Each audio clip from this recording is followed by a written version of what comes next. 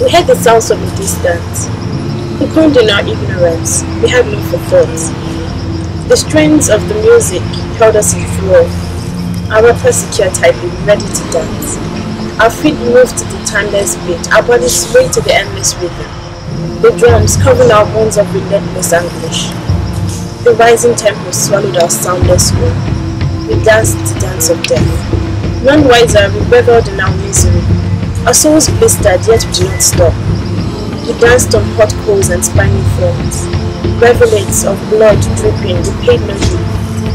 Our bodies covered with the sheen of sweat, tirelessly matching the range of the drums. Emaciated skin stretched tight over jutting bones.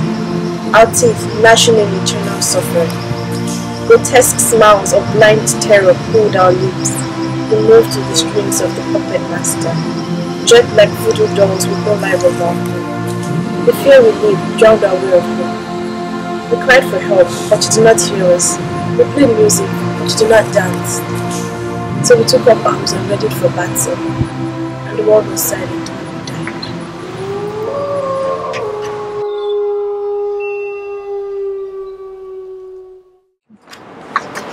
My name is Adesina. I am 17 years of age. I was born January 8, 1997. I am the second child of 4 children. I currently attend Fishkill University. I'm a finance major and I have a GPA of 4.2. My father died when I was 5 years old. And ever since then, my mother tried to be the man of the house. She made sure that she took care of us. She did everything two parents could have ever done. And it was so crushing when at the age of 15 I lost my mother too. Losing my mother is the apt description for it, because in a way my mother, I don't know if she's dead yet. My mother went missing. So when I was 15 years, it happened one Wednesday morning. I remember that day vividly. I was supposed to be going to the ministry, to the Lagos State Ministry of Education, and she came outside the room and she told me, "Oh, Shewa," because she always called me Shewa, she never called me Grace. And she said, "Oh, you're going to the ministry today, right?" And I said, "Yes." And because my mother worked in the oil sector, she was a petroleum supplier. She said, "Oh, that she would believe in her, but that she'll call me when I get there, right?" And my mother left 5 a.m. that morning, and she never came back. And in a way, I think that is worse than if I knew she was dead. So, longest time, the only father figure I've ever known was my brother, right? And he's my brother. So my brother is less than 2 years older than I am. And well, my brother's name is Adesoji Adesina, and he's 19 years old. And at such a tender age, my brother was thrust into a position of responsibility. So after my dad died, after our father died, Soji was the man of the house. Most of the responsibility was put on his shoulders. And now, my brother was born with a genetic disorder. So my brother is a sickle cell anemia patient. And I remember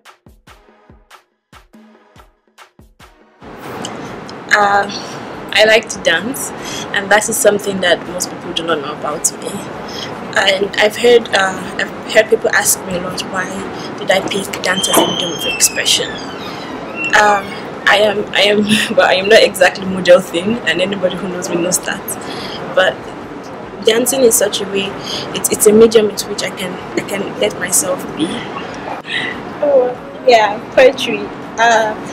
That is another side of me that I do not let people know about, because I think in a way that is even more intimate than my dance.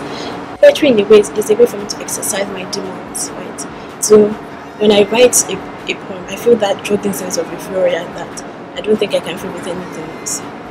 It's funny, I remember the first time I took interest in dancing. So we had this uncle living with us for a while. His name was Uncle Buki.